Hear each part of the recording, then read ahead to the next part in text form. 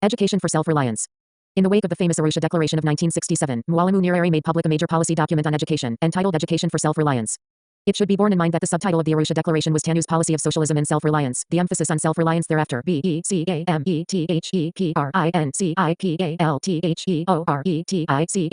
reconstruction. Education for self-reliance starts with an awareness that the colonized were educated to be dependent upon the colonizers, an education for dependence. In contrast, the goal for Tanzanians in the conceptualized socialist, self-reliant Tanzania was that they should be dependent on their own efforts, their own skills, their own creativity. Education under colonialism was mainly supported by the state or church. That is to say, Africans paid taxes and generated surplus out of which the colonial administration or the church allocated funds for education. Those who went through the formal educational systems were removed from production and kept as specifically privileged persons for the duration of their secondary education. Patterns such as these were challenged in education for self-reliance. The colonial education system was a pyramid, starting off with a narrow base of primary education, becoming extremely narrow at the secondary level and tapering off sharply at the point of higher education. Education for self-reliance insisted that a national educational system could not have as its goal the well-being of a few at the top. A change of priorities was required so that the edifice could be built around the well-being of the majority. Under the colonial system, primary school was not an end in itself, for it meant nothing to emerge after 6 years of primary school. The primary school graduate was considered by the colonialist a potentially better laborer or cultivator, but the African who was to help in administration needed to proceed further. Given the white-collar orientation of colonial society, Africans also accepted that the purpose of education could only be achieved by climbing the pyramid. The new approach in Tanzania was based on the contention that it is absurd to spend millions of shillings on an educational system whose end product is a handful of trained people, especially since the only thing they can do is administer the country rather than spearhead production. If only a handful still continued to reach the top of the educational pyramid in independent Tanzania, that would constitute a secondary achievement. The major focus was to be on primary education, because only in this sphere could the policymakers conceive of giving everybody an education in the near future. All primary school graduates had to be fitted for service in the society, rather than as misfits with no meaningful jobs, as happened in colonial Africa and as happens in neo-colonial Africa. The goal of a self-reliant education led to a reevaluation of the age at which children should start school. Generally, the starting age is 6 years, and at 12 the child is finished with primary schooling. The logic behind the TANU decision to start school at a later age was that a primary school graduate of 12 years or less is neither physically nor mentally equipped to assume the role of producer in the society. Consequently, in 1963, the starting age was pushed upwards to 7 years and the school-leaving age to 14 years. Interestingly enough, in pre-colonial African society, a child became an adult at the time of puberty. The initiatory rites of passage meant that a girl became a woman, and a boy, a man. The European conception of a teenager, someone who is unproductive for 4 or 5 years, was totally unheard of. The policy of education for self-reliance placed a lot of emphasis on agricultural work, because the vast majority of people in the country earn their living from subsistence. The colonial educational approach was designed to downgrade and degrade manual work, particularly as it related to agriculture. That is why the educated African elite despised the peasants. When the colonialists did introduce agricultural education, as happened in several areas, it did not allow for improvisation or innovation. It was agricultural instruction of the crudest form, based on the premise that hoeing the land through the expenditure of sheer physical energy was the natural lot of Africans. Education for self-reliance, on the other hand, asserts the dignity of African labor and aims at strengthening the connections between theory and practice, so that school children can be involved creatively with their environment. Labor in the field was not to be a punishment, as it was in the colonial era, but an exercise in the scientific utilization of natural resources. In this framework, school farms have become very important to the development of the education for self-reliance movement in Tanzania. The farm is useful in that it can provide revenue for the school, but that, I think, is a secondary purpose. Much more relevant are the attitudes connected with agricultural labor, the possibilities of innovation, and the experience of study and work. Within a self-reliant educational environment, the whole school community of teachers and students act as a democratic entity. The student and their teacher are supposed to set priorities, determining what is to be planted and what is not, how it is to be done, how it is to be marketed, and to what use funds will be put. The school, like a Nujima community, is to be an exercise in self-government, whereas colonialism was the negation of that self-government. Some observers have belittled the significance of self-reliant education by pointing out that this idea and many others are not at all new, having been mooted and experimented upon during the colonial period. What they fail to recognize is the limiting and distinguishing factor of the colonial political economy and the fact that the same policies can assume radically different meanings within a new social order. It would have been unrealistic to the point of infantilism to expect even the most honest of colonial agricultural educational programs to convince Africans of the merits of agriculture, when the colonial value structure, deriving from the mode of production, pointed to the success of those who abandoned direct participation in agriculture and engaged instead in more civilized pursuits. These observers fail to address themselves to fundamental issues, such as who wields power and in whose interests. The policy of education for self-reliance opens up revolutionary possibilities because it is the decision of people in their own interests. To suggest that the colonialists had the same vision of African well-being is an exercise in apologetics, and not a subtle one at that. Other commentators have lined up for or against education for self-reliance in terms of their assessment of its class content and significance for socialism. Thus, the Pan-Africanist Marxist, MZCLR James waves ecstatically about the document. He affirms that the simplicity with which Dr. Nair states what his government proposes to do disguises the fact that not in Plato or in Aristotle, Rousseau or Karl Marx will you find such revolutionary departures from the established educational order. MZCLR James is as much influenced by what is within the document as by the creation of Ujima socialism, which he regards as a revolutionary response to the objective conditions of Tanzania and Africa. On the other hand, a negative assessment has been offered by an American educationist, Philip Foster, which is filled with bourgeois assumptions. He expresses a firm commitment to class society in Africa, on the grounds that there are conflict objectives of equality and efficiency. He is convinced that future progress in Tanzania and Africa must mean further class stratification. His real quarrel with education for self-reliance is that not only does it hark back to traditional African communalism, but it also points forward to a new socialism, starting with the countryside. Of course, 5 years after the promulgation of the policy, the more rewarding activity is not to contemplate it as theory, but rather to focus on its implementation to date. The Brazilian educationist, Paulo Freire, when asked to comment on education for self-reliance in Tanzania, replied that it looked liberating on paper, but that the answer would only be found in praxis, because the question is not is it but do it. Studies on the practical meaning of self-reliance programs in Tanzanian schools are in their infancy, but even a casual awareness of the Tanzanian contemporary scene suggests that education for self-reliance has not been working according to plan. Far from it.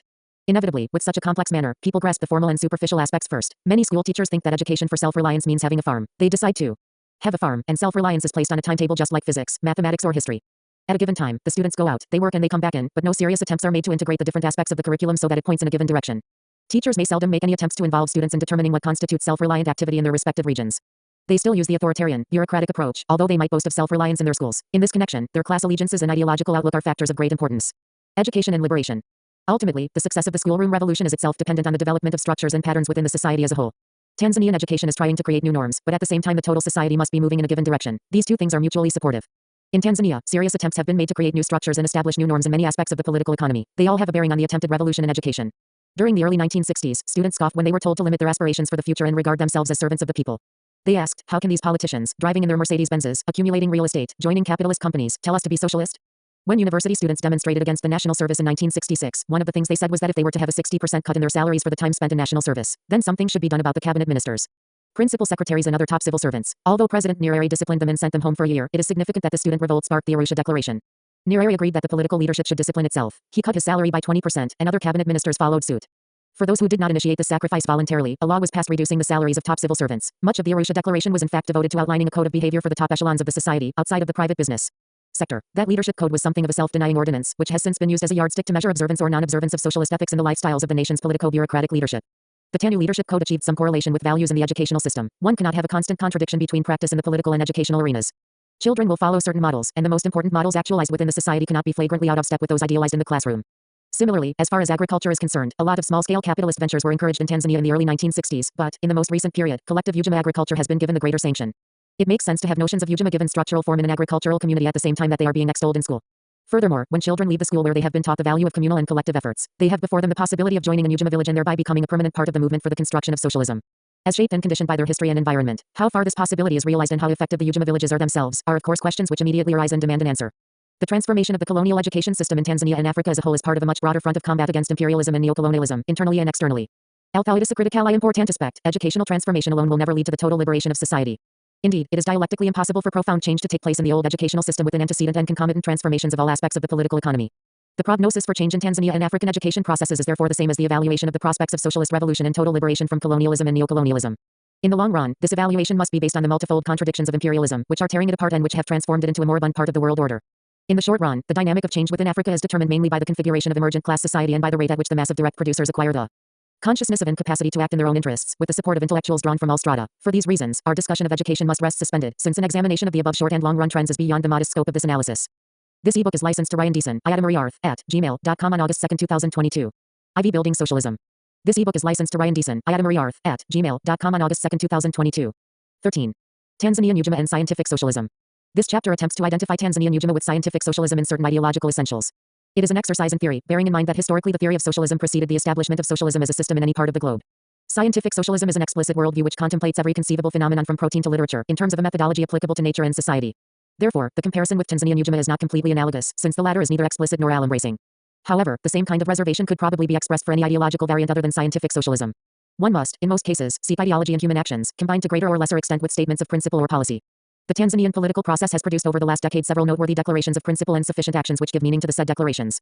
The word Ujima has already been popularized in two contexts, first, as referring to the extended family of African communalism, and second, with reference to the creation of agricultural collectives known as Ujima villages. The relation between the two is that the Ujima villages seek to recapture the principles of joint production, egalitarian distribution and the universal obligation to work which were found within African communalism. In the present discussion the word Ujima incorporates both of these meanings, and includes also the implications of several policy documents and public plans. A necessary piece of ground clearing must be performed by advancing the negative proposition that Tanzanian Ujima is not African socialism. Such a disclaimer may appear curious and even presumptuous in view of the fact that in 1962 Mwalimu Nyerere referred to Ujima as the basis of African socialism, but there are several reasons for keeping the two concepts widely apart. When African socialism was in vogue early in the 1960s, it comprised a variety of interpretations ranging from a wish to see a socialist society in Africa to a desire to maintain the status quo of neocolonialism. Since then, the term has come to be identified with its most consistent and least revolutionary ideologue, Leopold Senghor, and with the late Tom Mboya. As such, African socialism is generally taken to mean a set of relations which leave capitalism and imperialism unchallenged. It is therefore essential to disassociate the anti-capitalist and anti-imperialist stance in Tanzania from a caption that has been preempted by non-revolutionary African leaders.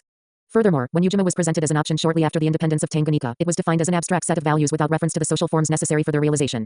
Much has now been done in the way of policy decisions to indicate and build the relevant social structures, thereby further differentiating Ujima from its erstwhile counterparts of African socialism insofar as the latter never advanced from the ideal to the real. Above all, one must take note of the progressive evolution of Tanzanian theory and practice over the period of nearly a decade, as a positive response to national, African and international developments. Conversely, to associate Ujima with the category of scientific socialism seems to be flying in the face of assertions to the contrary by Tanzanian policymakers. Scientific socialism is held to be synonymous with Marxism, communism and the like, which have been held at arm's length by Tanzanians who propound Ujima. The contradiction is more apparent than real. In part, it disappears when one takes into account the above-mentioned factor of significant politico-ideological advance from the Arusha Declaration to Mwangazo. In addition, and more decisively, the difference is largely based on a caricature of scientific socialism, which proposes that socialism must come through proletarian revolution within an already developed capitalist state. Such a definition would automatically exclude Tanzanian Ujima, which looks towards the socialist organization of peasants and seeks to revive and perpetuate the collective principle of production and the equalitarian nature of distribution which characterized communalism. As carried out both by some self-professed Marxists and by bourgeois analysts, the transformation of Marxism into a barren, dogmatic, mechanistic and unidimensional theory has understandably led many creative individuals to reject what purports to be scientific socialism. To reopen the issue, one must go back to first principles and rescue the essence of scientific socialism. Socialism emerged as an ideology within capitalist society. All of its exponents saw the viciousness of capitalism and agreed on the need for replacing the prevailing production for private profit with a system which met the needs of all. However, they did not agree on either the precise content of socialist society or the means by which it was to be instituted. It is in these areas that the necessity arose for distinguishing between unrealistic socialist hopes and a more rigorous analysis that could claim to meet the canons of scientific method and which by its correctness guaranteed meaningful action for the realization of socialism. For Marx, scientific socialism is quite simply socialism that is scientific. Saint-Simon, Owen, Fourier and other pioneer socialists of the early 19th century were dubbed utopian by Marx and Engels for a variety of reasons. Notably because they failed to appreciate that human social development proceeded through certain stages and because their model socialist societies did not take cognizance of the reality of class struggle. On the other hand, the rubric scientific socialism still attaches to the mode of perception which predicts the emergence of socialism as a product of the dialectic movement of all previous history and as a consequence of the triumph of the working class. Utopian socialism, or at least utopian elements in socialist thought, have persisted and reappeared from time to time. African socialism is utopian in its refusal to come to grips with the class relations in which Africans are enmeshed and in its romanticized ignorance of the stages of African historical development. It is the contention of the author that, in contrast, Tanzanian Ujima is correct in its perception of the principal motion of its own society. The assertion that there are no classes in Africa is often used to justify capitalist investment in the continent, and in recent times it has come under criticism from progressive African thinkers. First, it must be noted that the international character of capitalist production in the era of imperialism has placed the property class in the metropolis while the greater portion of their working force resides in the colonial or semi-colonial areas. Second, the colonial sectors show varying degrees of stratification and class formation as a consequence of their integration in the international capitalist economy. Both of these features are recognized in the Tanzanian policy documents which elaborate on the theory of Ujima, Tanu's Arusha Declaration and Mwalimu Nyerire's socialism and rural development being the most relevant. The Arusha Declaration had little to say about the development of socialism in the countryside beyond expressing the opinion that concern for the peasant farmer must be a priority. However, this document set the stage for the policy of constructing Ujima villages by expropriating the foreign capitalist class who until then were owners of the major means of production within Tanzania. It stated unequivocally that the major means of production are under the control and ownership of the peasants and the workers themselves through their government and their cooperatives. Nationalization and the acquisition of part ownership of several companies were steps in the direction of severing the links between the local working classes and the international bourgeoisie. The Arusha Declaration also stated that socialism was incompatible with the presence of capitalist elements, in contrast with African socialism, which has as one of its major tenets the advocacy of coexistence of private and public ownership. Utopian socialists promoted models in which capitalists cooperated with their workers in the new society. They sometimes assigned a major initiatory role to the bankers. Senghor's proposal was to socialize agriculture, to establish public utilities as a mixed sector and to leave banks, commerce and industry to capitalist enterprise. The sum total of these arrangements would be African socialism. Insofar as contemporary theory and practice of Ujima in Tanzania does allow for private enterprise, this is well understood to be transitional, an entirely different concept from that of the permanent coexistence of capitalist and supposedly socialist relations within the same society. And one that has been implemented in every socialist revolution from 1917 onwards. Both feudalists and capitalists are cited by the Arusha Declaration as enemies of socialism. The former had their place in the scheme of things in Africa before the coming of the Europeans, while the latter came into being as part of the process by which metropolitan capitalist society was remodeling colonial society along lines of stratification and exploitation. The Indian businessmen in East Africa were the closest representation of a locally resident bourgeoisie, and it is no accident that they were the most affected by the measures of expropriation behind the nationalization of foreign-owned property, that is, by the Acquisition of Buildings Act, 1971. Thus, both ideological statements and government policy pinpointed that within Tanzania there were capitalists and feudalists standing in opposition to the workers and peasants. The Arusha Declaration does, in the same breath, make a rather unsatisfactory distinction between urban and rural Tanzania as representing exploiters and exploited, respectively. It is in socialism and rural development that stratification in the countryside is also acknowledged and a realistic assessment is made of African communal society, as it was and as it is becoming. Having extolled the virtues of traditional African living in Africa, socialism and rural development proceeds to identify both its inadequacies and the fact that communalism as a way of life and a value system has been constantly eroded under the pressure of African involvement in capitalism. Because of cash crop farming in particular, the old traditions of living together, working together and sharing the proceeds, have often been abandoned. In place of the old Ujima patterns, there was a growing gap between those who owned and hired labor and the landless who offered their labor for hire in order to survive. In this context, Mwalimu Nyerere predicted that, unchecked, such a development raised the specter of most of the peasantry becoming a rural proletariat working for the minority landed class. This observation attests to the fact that the theory underlying the modern version of Tanzanian Ujima identifies contradictory forces within the nation as well as the direction for change that must result from the interplay of such forces. Marx and Engels attacked Proudhonism because, among other things, Proudhon saw socialism as being based on independent petty producers of the artisan class. But changes in technology by the mid-19th century had convincingly demonstrated that the artisans were doomed to extinction by machine production and the universalization of capitalist relations. Of course, the peasant is also a petty producer and has actually been eliminated in large parts of Western Europe. The question as to whether there is a possibility of using peasant production as the basis for a socialist state has been raised in many debates, and its resolution depends upon the local and international political economy of the time. Before tackling this issue in the specific context of Tanzania, it is enlightening to pursue briefly the debate on peasant socialism as it was conducted in the rather similar context of late 19th century Russia. Like contemporary Tanzania, 19th century Russia was an exploited semi-colonial sector of the international imperialist economy. Unlike Tanzania, Russia had experienced fully matured feudal relations and was becoming capitalist and industrialized from its own internal dynamic, quite apart from the intrusion of Western European capitalism. Nevertheless, there had persisted under feudalism and embryo capitalism certain communal forms of organization among the peasantry, namely, the obshchina or mira and artel. Russians of a socialist or anti-capitalist bias contemplated a socialist society that was qualitatively different from that envisaged by their counterparts in industrialized Western Europe. They argued that Russia could avoid the maturing of capitalist relations within its national boundaries and move directly to a brand of socialism where the dominant social class was not the industrial proletariat but rural peasants, living a life that was not far removed from the communalism that preceded enslavement and capitalism. Obviously, there is a great deal in Tanzania and Ujima that is analogous to the preoccupations of the Russians in question, who are known to posterity as populists. In the 1870s and early 1880s, late in their veteran careers, Marx and Engels were asked to comment on the possibility of Russia avoiding capitalism.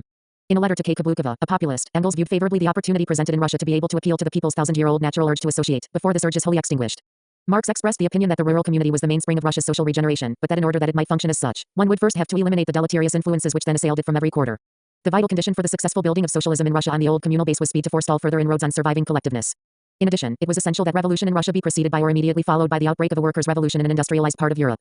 This point is made in the introduction to the first Russian edition of the Communist Manifesto published in 1877 and again at some length in Engels' statement on social relations in Russia. Some years later, Engels reaffirmed the contention as follows.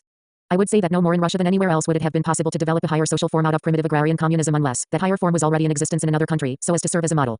That higher form being, wherever it is historically possible, the necessary consequences of the capitalist form of production and of the social dualistic antagonisms created by it, it could not be developed directly out of the agrarian commune, unless an imitation of an example already in existence somewhere else. As seen in the above extract, Marx and Engels dealt with the stages of human social development in a much more flexible manner than they are usually given credit for.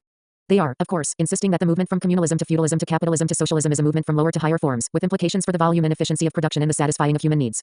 But they are not implying a single mechanical line of historical progression, and they actually deny this in the course of the discussion. In a comradely letter to Vera Zasulich in 1881, Marx explained that his description of the historical inevitability of the foundation of the capitalist system was expressly limited to the countries of Western Europe. 4 years earlier, he had made the same point with rather greater asperity in reply to a detractor, Mikhailovsky, who insisted on misreading Marx. Firstly, Marx reminded his readers that the chapter on primitive accumulation in Das Kapital does not pretend to do more than trace the path by which, in Western Europe, the capitalist order of economy emerged from the womb of the feudal order of economy. He then proceeded to show that the given historical sketch of Western Europe might be applicable to Russia if Russia continued to move in the same capitalist direction as Western European countries. For in that case Russia could not succeed without first transforming a sizable number of peasants into proletarians. However, Marx vigorously disavowed any intention of using his model of Western Europe to provide a historical philosophical theory of the general path every people is fated to tread, whatever the historical circumstances in which it finds itself. Although Marx completely disowned the proposition that a people must move to socialism via capitalism, it is understandable that bourgeois academics ignore this and interpret Marx to mean exactly what he said he did not mean, but even self-styled Marxists have also made it appear that scientific socialism can be arrived at only on the basis of an advanced proletariat within a given country and hence only after capitalism has held in sway that country for a lengthy epoch, in precisely the same manner as Western Europe. As far as Russia was concerned, the discussion by populists and Marxists about avoiding capitalism turned out to be one about a non-realizable hypothesis. Marx and Engels feared that the process of stratification in the countryside would continue unchecked. Information reaching them from the late 1870s suggested that Russian communal forms were becoming shells which only hid the new exploitative relations of capitalist society. Towards the end of his life, Engels regretfully concluded that the Obshchina should be treated as a dream of the past. A fine chance had been missed, but reality had to be faced, for capitalism was being built in Russia on the labor of landless peasantry turned proletariat. A few years later, when Lenin made his in-depth analysis of the development of capitalism in Russia, he convincingly demonstrated that the capitalist process was far too advanced to think in terms of bypassing that stage. In other words, the creation of a rural proletariat and of landlord farmers which socialism and rural development was interested in avoiding in Tanzania had already occurred in Russia by the turn of the present century among the peasants themselves, in addition to the continued existence of feudal and bourgeois landowners. Even after it became clear that internal and external factors were hastening the final decomposition of Russian communal forms, some theorists still clung to the idea that Russia could build socialism on the model of an old commune. Only at this point were they ESCHEWEDBY capital SCIENTIFIC capital SOCIALISTS utopianism. For instance, in 1890 Engels declared that the populist, Danielson, was beyond hope, in spite of prolonged ideological exchange and correspondence to clarify the conditions under which Russian communalism could be revived. For purposes of an analogy with Tanzania and Africa, what is crucial is that the founders of scientific socialism seriously and enthusiastically contemplated a variant of socialism very much akin to Ujima, and they indicated the conditions under which it might be realized. The most important requirements were, first, that the traditional forms should exist in real life and have some social vitality, and second, that international conditions should be favorable owing to a socialist breakthrough in some part of the world. For Africa, the fulfillment or non-fulfillment of these conditions needs to be examined. An effort has already been made to underscore the idea that for Marx different paths to socialism did exist, precisely because of varied experience of movement from one social phase to another. It is of some value to the history of philosophy to keep the record straight on this issue. Although one is primarily concerned not with establishing Marx's correctness but rather with confirming the truth of the observation that the movement of different peoples through history has had significant variations. This could be illustrated within Europe with regard to the contrast between Eastern and Western Europe. As far as Asia is concerned, the social stage parallel to that of feudalism in Europe bore sufficient peculiarities to be categorized separately as the Asian mode of production. Most relevant to the African continent is the debate on a possible African mode of production. With the exception of parts of the Middle East and Egypt, neither Asia nor Africa had slavery as a distinct social system, and African societies had very little servitude outside of the context of capture for export. From African communalism, the evolution was in a feudal or quasi-feudal direction, and communal forms persisted even in the most stratified societies. Ruling elites and empires as large as those of the Western Sahara still maintained their authority through the heads of communities rather than through contractual relations with individual peasants. It is in the pre-European era that Senghor seeks his model of pristine socialism in Africa, but, to begin with, communalism was not socialism. Collective production was narrowly restricted on an ethnic, clan and geographical basis. And the egalitarian principle of distribution was limited by the low level of production so that societies came nowhere close to fulfilling the needs of all their citizens, hence Marx's description of this stage as primitive communism. Socialism is inconceivable prior to the emancipation of man from such elementary forces as drought, flood and disease. Besides, in determining whether African communalism has any relevance in the present time, one must identify it as still persisting, that is, the thousand-year-old urge to associate must not have been extinguished.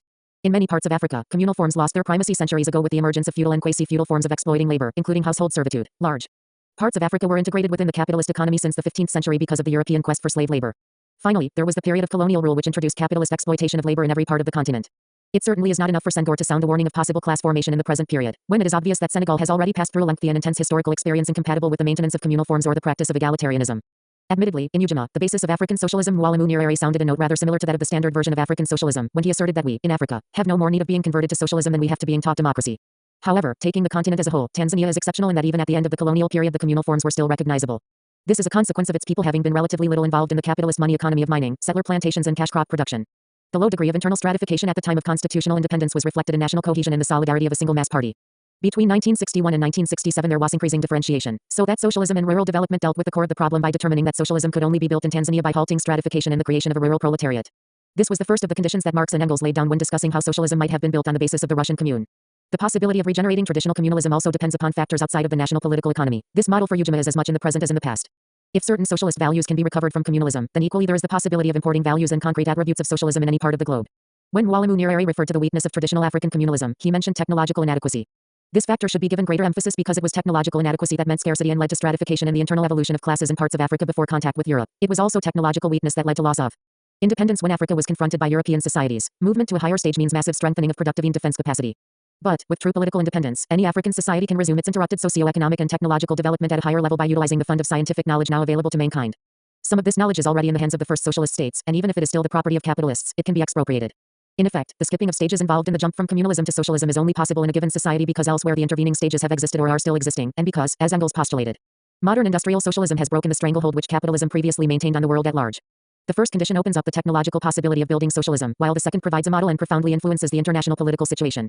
Amilcar Cabral put his finger on these points and explains lucidly that the possibility of such a jump in the historical process arises mainly, in the economic field, from the power of the means available to man at the time for dominating nature, and, in the political field, from the new event which has radically changed the face of the world and the development of history, the creation of socialist states. Potokhin, the well-known Soviet specialist on Africa, a few years ago expressed his agreement with those versions of African socialism which aimed essentially at building socialism in Africa and using African paths to socialism. In his opinion, colonized Africa could move directly and uniquely to socialism largely because of the Soviet Union. The latter was available as a source of help and a power transforming the global political balance in such a way as to restrain the large capitalist nations in their exploitation and oppression of small would-be socialist states. The unstinted aid supposedly available from the Soviet Union would be regarded as illusory by most progressive Africans who are learning that self-reliance is definitely a superior alternative to any big brother. However, it is true that the socialist sector of the world offers a set of models, a set of alternative partners for trade and a more accessible source of technical aid. Tanzanian external political and economic relations have already gone a long way towards maximizing the advantage created by the existence of socialism in various parts of the world. It is one of the key ways of seizing what Marx considered a golden opportunity for moving to socialism on the basis of communalism and without having to experience the full development of classes characteristic of capitalism. It can further be argued that a colony or semi-colony within the imperialist framework can never develop to full capitalist maturity. Africa has experienced almost as many years of capitalist development as Europe, but in our case the unfolding of capitalism has meant historical arrest and backwardness. The accompanying stratification never approximated the dynamic of capitalism in the metropolis. Thus, one could never expect capitalism to perform in Africa the historically progressive role it played in Western Europe. This is yet another fact of a more refined theory concerning the states of human social advance. Such a theory must cease assuming that development is self-contained for any given group or society, and this line of reasoning also reinforces the conclusion that for Africa a different path to socialism is not only possible but is unavoidable. An ideology such as Ujima is scientific insofar as logically and scientifically it charts this new path. The fact that the path of Ujima in broad outline is so reminiscent of one perceived by Marx is a salutary coincidence insofar as this particular discussion is concerned. Since so much of Marx's time was spent applying his scientific method to a critique of capitalism in Western Europe, any debate outside that geographical area cannot be tied merely to what Marx said, as though scientific socialism were entirely comprised within the pages of Marx's writings. Marxism, when considered as synonymous with scientific socialism, means the application of scientific method to the study of any given situation. This is a task of such complexity that Marx and Engels often issued warnings that the chances of incorrect conclusions were high. However, the argument that Ujima is consistent with scientific socialism is made easier to substantiate because of Marx's conclusions with regard to an obviously analogous situation. The Marxist who considers the stress on traditional African communalism as theoretically incompatible with the scientific socialist approach must bear the onus of proving that Marx's brief application of his own theory was unscientific in the Russian case. At the same time, the non-Marxist seeking to isolate Ujima from what he imagines to be scientific socialism must at least be brought up short in light of evidence that Marx himself explicitly countenanced the possibility of a development towards socialism that integrated peasant collectives from the communal epoch. After Marx's time, new socialist ideas have been elaborated out of revolutionary experience. Their accuracy and relevance have been tested by nothing less than the experience of building socialism in economically backward countries in the teeth of imperialist opposition. Ujima has not yet been fully tested in this sense, and there are a wide range of social engineering problems which have still to be tackled in the creation of new structures, new values, and ultimately a new socialist man. If agriculture in Africa were already somehow mystically socialist, then there would not have arisen all the travail of physical transposition and social readjustment that is actually going on in Tanzania. Resettlement and collectivization proves how many aspects of the prevailing system were at odds with modern socialism, notably, the isolated production units, low-level technology, stratification, and narrow vertical divisions.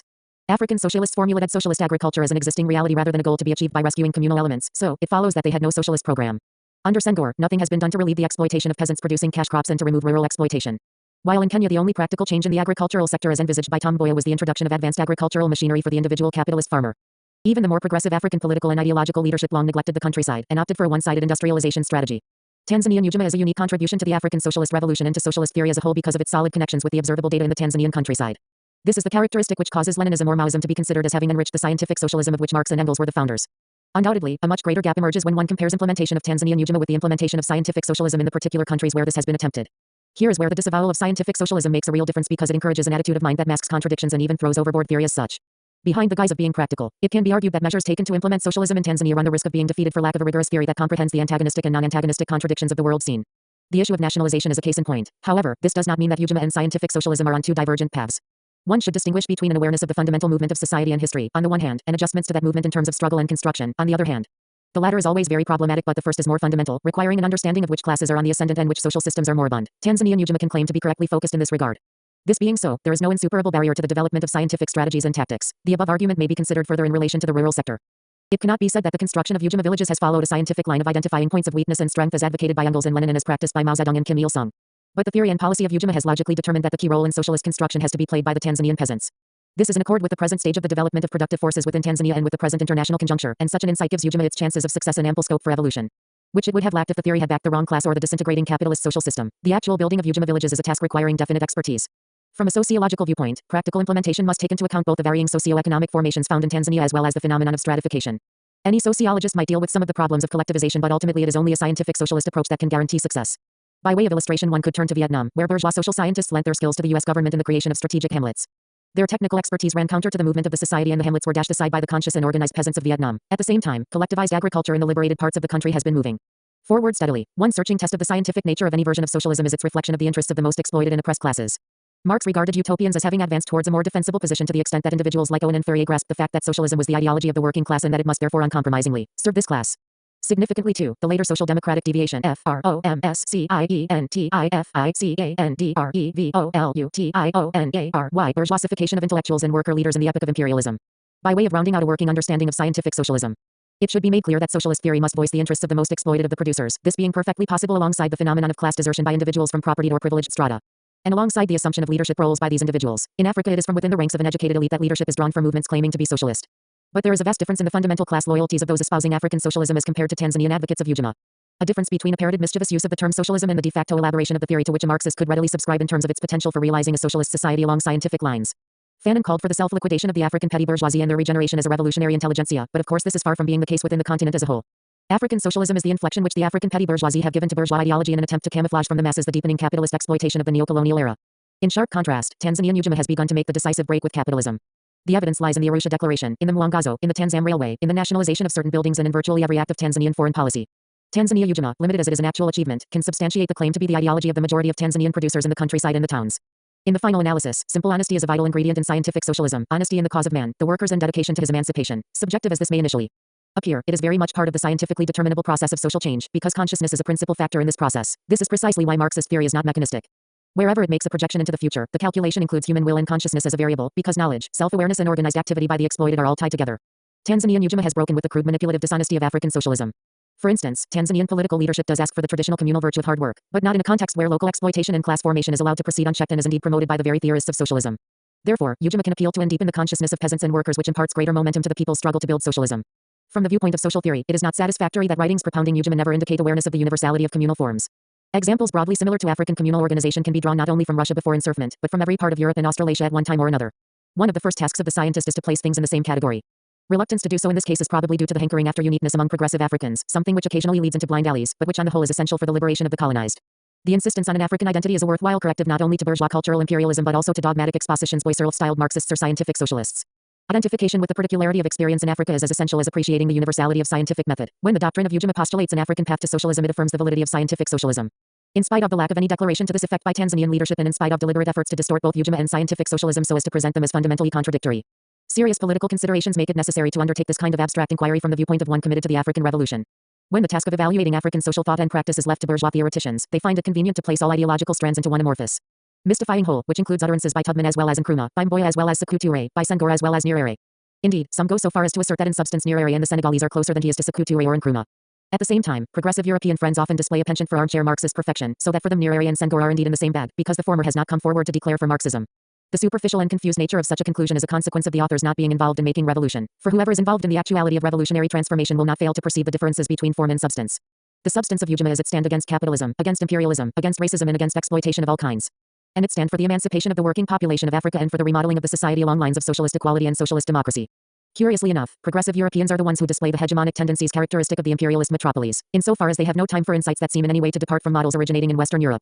The former imperialist masters, knowing the force of African nationalism which ousted them from the politico-constitutional sphere, do not ignore the search for an African identity, but rather take care to foster its most negative aspects, namely, the alienation from revolutionary features of European thought. To remedy both defects, theory for the African Revolution must spring from those who have had the historical experience of unsocialization under slavery, colonialism, deculturalization, racism and exploitation which has been the peculiar lot of Africans. Within that context, it will then rapidly become clear who is supporting an anti-people line, such as African socialism, and who is advocating genuine liberation as envisaged by Tanzanian Ujima. A more rigorous assessment of current ideologies in Africa is also a political necessity on account of the possible dialogue between scientific socialists and nationalists. The former are a mere handful, and in most African countries today can scarcely hope to cooperate with the existing regimes. To do so would be to repudiate socialist principles, as well as to risk senseless liquidation at the hands of the African socialists, Arab socialists and other denominations who they are more concerned with fighting religious wars against communism than with emancipating the African people. But, the contention here is that Tanzanian Ujima offers a radically different framework for political action on the part of the self-conscious Marxist. Whatever verbal affinities Ujima has with anti-Marxist doctrines, it has placed the common struggle against capitalism and imperialism on a much higher plane. Scientific socialism has been attacked time and time again. Whenever the attack is based on overt or covert hostility to the working masses, it has been accompanied by a policy of alliance with the bourgeoisie against the most resolute worker elements. The history of Fabianism, social democracy and the like illustrates this clearly, and helps further to distinguish Tanzanian Ujima as being compatible with the precepts of scientific socialism and with the construction of a genuine socialist society. Presumably, it could be documented that Tanzanian Ujima as it now stands is the product of a series of pragmatic adjustments to difficult situations, comprising things such as the crisis of school leavers, the coup in Uganda and the problem of foreign exchange. However, the inference of most of the foregoing arguments is that the response has been suggestive of a commitment to the masses. If this were not so, why then have other African regimes reacted differently to the same stimuli and pressures as have manifested in Tanzania? The progressive strengthening of a revolutionary stand in Tanzania is a factor of the greatest significance. It suggests movement on the road to socialism, both in practical terms and as an aspect of ideological development. Of course, there is a major difference between historical tendency and accomplished fact, but consciousness and political behavior form part of the bridge between the two. This is not to be overlooked by anyone attempting the rigorous task of applying scientific method to social reality with the view of aiding the birth of African and international socialism. Theory that is non-Marxist must be evaluated in terms of whether or not it is substantively anti-worker or anti-scientific. Invariably, socialist revolutions have their roots not only in scientific socialism as a body of thought but also in the formulas independently and correctly arrived at by precursors who did not use scientific socialism as their point of departure.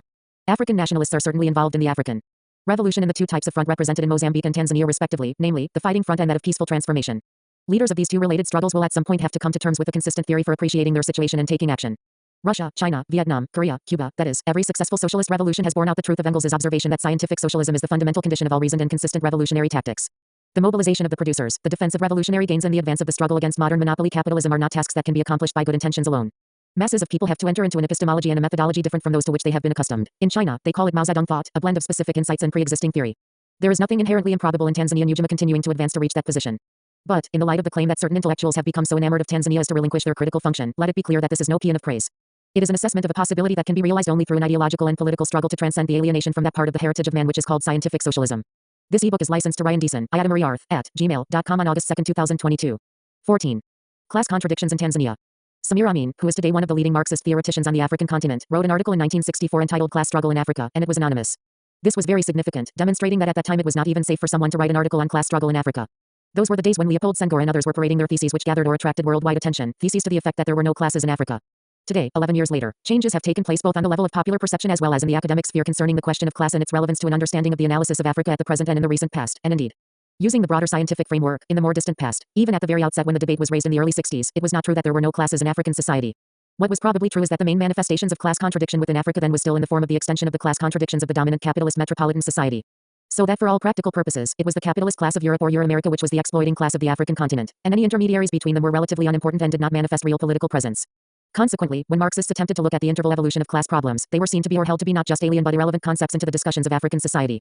Today, it has become sufficiently generalized that one does not need to be defensive about adopting this particular posture.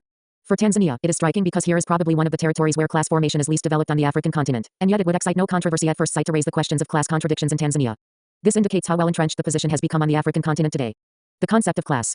I will begin by trying to explain the concept of class formation before I look at class contradictions, because I think that the classes in Africa are embryonic, that is, they are still very much in process of formation. Perhaps one could say that no class is ever completed. In any society, classes are continually undergoing change. But there are periods when it is more difficult to utilize the tool of class because the individual social groups that comprise the class are themselves moving towards an awareness of themselves, and do not necessarily have the organizational apparatus to express themselves as a class. By way of comparison, one may think of the 18th century in France.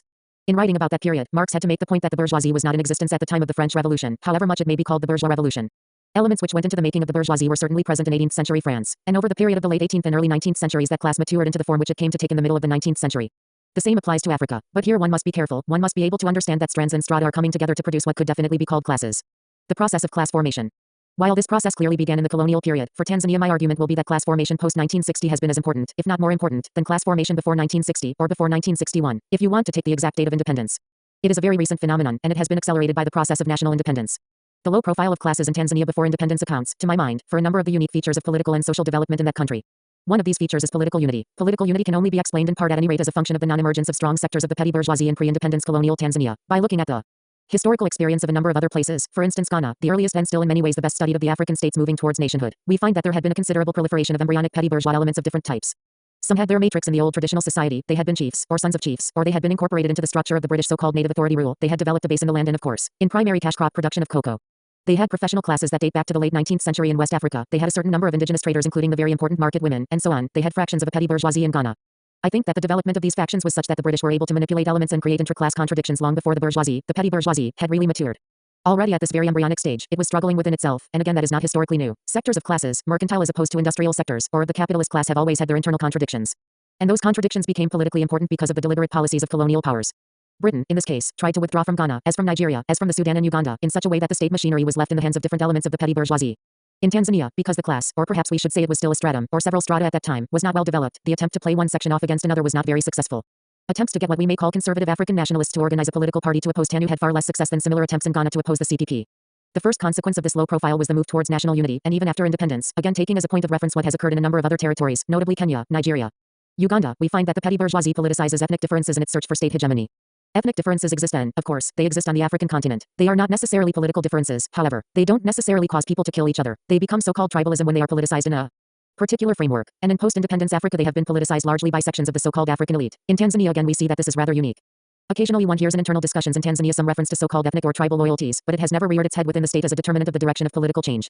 Clearly this is not a function of the absence of ethnic groups, because Tanzania has as many or more ethnic groups as other areas. Nor is it the function of dominant ethnic groups, because if we broke Tanzania down, we could pick out 2 or 3 very dominant ethnic groups. The pattern in Tanzania is not all that dissimilar from, say, the pattern in what is now Zaire, where ethnic politics have become important.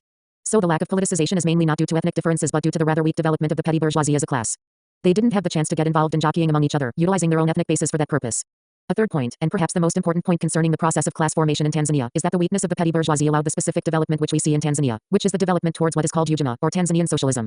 It seems to me we must try to explain historically why it is that this particular African country made that option. It's not merely a choice, a political choice, which any African state could have made. I think we should look for the conditions which made it possible for Tanzania in 1967 to declare so-called socialism, to announce the Arusha Declaration. I would suggest the weakness of the particular class who stood initially to lose from such a declaration is the prominent reason. In other parts of Africa where the petty bourgeoisie or some of its elements were already sufficiently entrenched, it would have been difficult to envisage an Arusha Declaration being made, and these elements simply retreating to their shells and offering no opposition. I was fortunate to have been in Tanzania at that particular time, in seeing members of the leadership of TANU then, in 1967, one got a distinct impression of the discomfort on their part. Many elements, people that you could look up as individuals, ministers, members of the hierarchy and the civil service, were applauding the Arusha Declaration very painfully. One could see that it did not exactly fall in line with their conception of where the country should have been going. And one must therefore say that in a certain sense they were coerced, or at least constrained, to move in that direction. And one could see the constraint was a class struggle, it was between themselves and the mass of the people.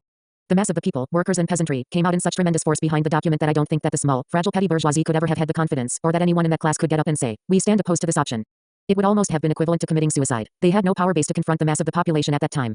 Consequently, we will see of course that they retreated and devised a number of stratagems to avoid a head-on confrontation, but a refusal of that position was just not possible, given the balance of class forces in 1967. The same thing occurred in 1971 when TANU produced another important document, the TANU Guidelines or Mwongozo, as it is called. In many ways this is an even harder-hitting document than the Arusha Declaration. One could perceive that in a sense the wording of the document, the elaboration of the document, was due to only a small number of individuals within the hierarchy of the party who took a particular position. But the others were not prepared to come out openly against it, again for the same reasons. It was too obvious that the vast majority of Tanzanian people stood in that framework, and that anyone who wanted to oppose it had to do so surreptitiously. Opposition had to be done in devious underhanded ways and not by coming forward and saying we are against the policy of socialism and self-reliance, or we are against the policy of worker control, or we are against an anti-imperialist line. Except for a small handful, everyone felt constrained to at least mouth the slogans. There was a tiny handful who, after the Arusha Declaration, said, well, it's time for us to cut and run, we prefer property to socialist jargon and we will leave. But quite a number decided that the best strategy was to say what they felt needed to be said, and then to try to vitiate it, try to trivialize and denude the concepts of their real meaning. Of course, I'm talking about a relative situation, Tanzania relative to the rest of Africa, not relative to the rest of the world. To the rest of the world, it is obvious that class formation in Africa has not produced the same sharp differentiation it has historically in other parts of the world.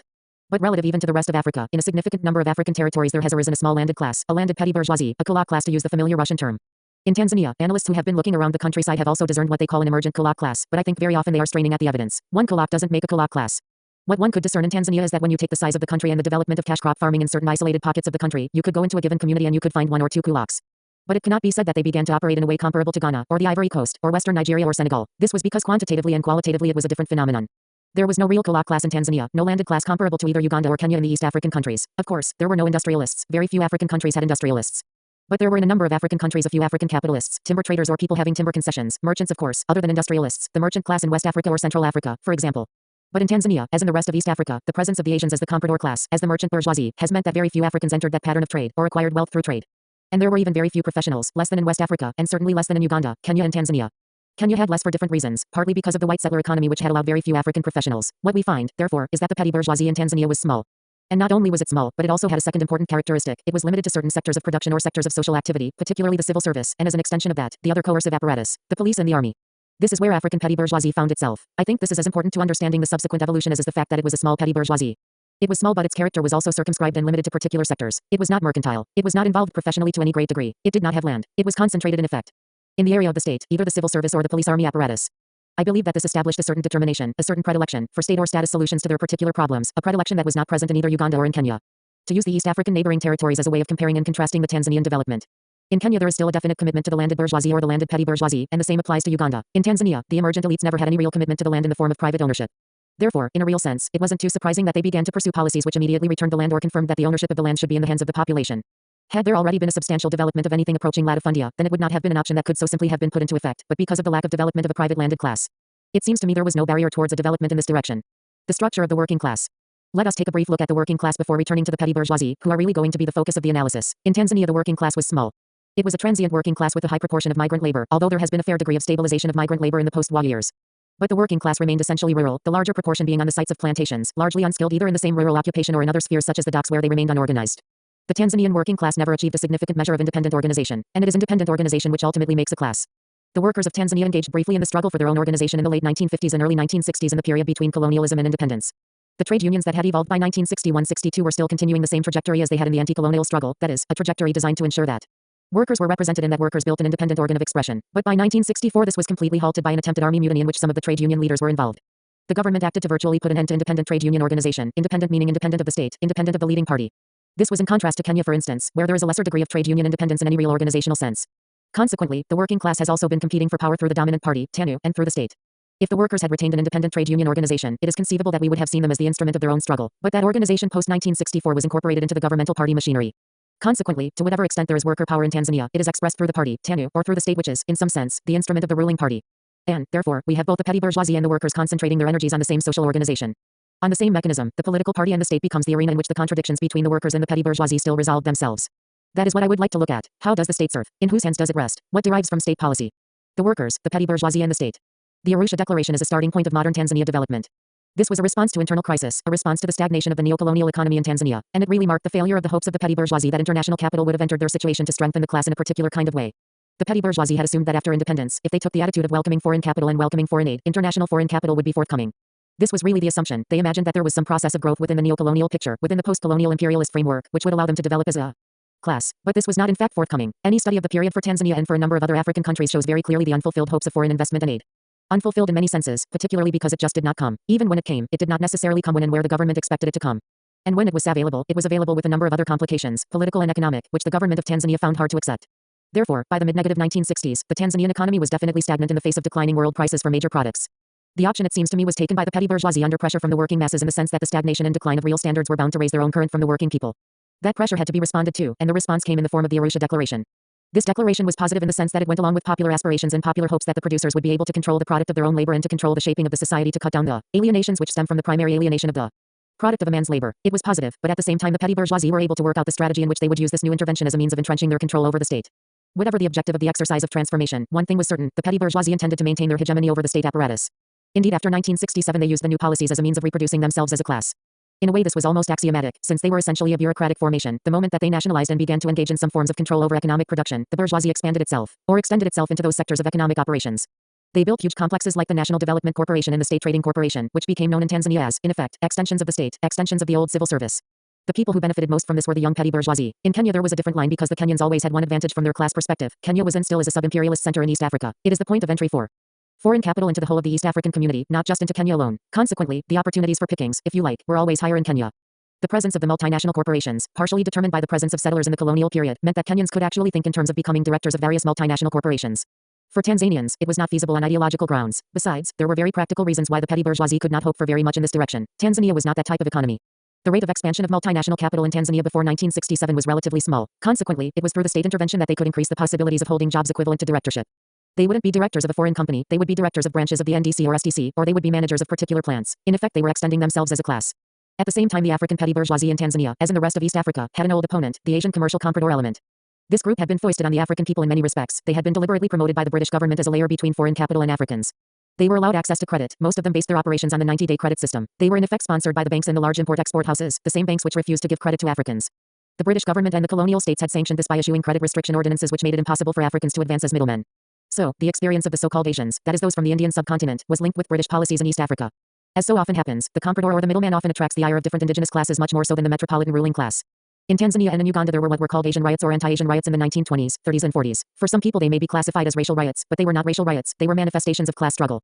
Since you find the same kind of thing in Jamaica where you would find anti-Chinese riots simply because the Chinese happen to be the middlemen in that particular context, the ordinary peasants in the countryside, the working people in the sisal estates, and in the towns found that their immediate enemy was the so-called dukawala, the Indian who controlled the duka, or the shop, because that Indian bought their product, he cheated them in weighing their product, he cheated them in reselling to them what he imported from abroad. Although this was petty in relation to the fundamental exploitation of the market which was being established in Mining Lane in London, the peasant and the worker had to react to his immediate enemy. And so there has been a considerable anti-Indian sentiment which is class-based. The African petty bourgeoisie too, as he began to move forward and to have certain aspirations for advancement felt that the Indian was the first obstacle. He couldn't see Barclays Bank as the immediate enemy, because that was too distant, too powerful, and in his own horizons he didn't really aspire to become a competitor to Barclays Bank. But he could aspire to become a competitor to an Asian merchant or an Asian professional or an Asian civil servant. So, for the petty bourgeoisie too, the Asians were very often the immediate enemy. In the post-Arusha Declaration period in Tanzania, the Asians as a comprador class have begun to disintegrate. This is true in East Africa as a whole. In Uganda the people are of course aware of the dramatic turn of events after Amin came to power. People may be less aware of what's going on in Kenya, but in Kenya there's also been a constant pressure and harassment of the Asian petty bourgeoisie by would-be African commercial petty bourgeoisie. In Tanzania it did not take the same form. It did not take the form of individual Africans seeking to take over Asian shops. What has happened is that the state has encroached upon areas in which the Asian petty bourgeoisie were dominant. And since the African petty bourgeoisie controls that state, it means the expansion of the bureaucratic class or the bureaucratic sector of the petty bourgeoisie as against the commercial petty bourgeoisie. The State Trading Corporation, for instance, took over a large number of the functions initially carried out by a host of private importers among whom Asians were predominant. Buying and selling abroad was initially taken over. Then slowly the SDC has also attempted to establish itself with certain retail outlets. It has also meant that questions as to what is to be purchased, in what quantities, at what prices, and how it is to be sold are questions now being determined by the state, by the African bureaucratic bourgeoisie, and not by the Indian merchant class, except insofar as they can react defensively and try to break out by certain stratagems which they do indeed adopt. But, by and large, initiative in these regards has passed into the hands of the African petty bourgeoisie, the bureaucratic African petty bourgeoisie. The impact of the Arusha Declaration in the move towards social and state controls over production and distribution has been to sharpen that contradiction between the commercial petty bourgeoisie, which was a particular ethnic grouping, and the bureaucratic petty bourgeoisie. It has been resolved in their favor in the sense that the Asians, for the most part, seem to have decided that there is no further stake in East Africa. Their main concern has been to try to liquidate their capital, to try to get it out of the country, which they have done in an infinite variety of ways. In Tanzania it is extremely difficult to get money out of the country. Usually what happens, however, is that whenever there is a new edict concerning foreign exchange control, it has come at least a year if not 2 years after the Asians have been using that loophole. Therefore, the amounts of money already sent to London and to Canada and the US are quite fantastic. At the same time, the Asians do interact by attempting to form liaisons with members of the African petty bourgeoisie, utilizing the straightforward cash nexus just to bribe them into an acceptance of the Asian position. So they are a declining class, but they can at the same time exercise influence based on the fact that they do have some liquid funds, and this is used to increase the amount of bribery and corruption that is present in the system. Nevertheless, I would say that one could conclude at this point, even before the Asians are completely finished as a class, that there is no longer any future for them in the old roles which they had in East Africa and Tanzania. In Tanzania this has been done through the instrumentality of state, in Uganda through the instrumentality of the army and other private African entrepreneurs, and in Kenya through the instrumentality of private entrepreneurs. Most important to the people of Tanzania have been those contradictions manifested between the petty bourgeoisie and what I will call the producer class, the peasantry of the countryside, excluding the very few kulak owners.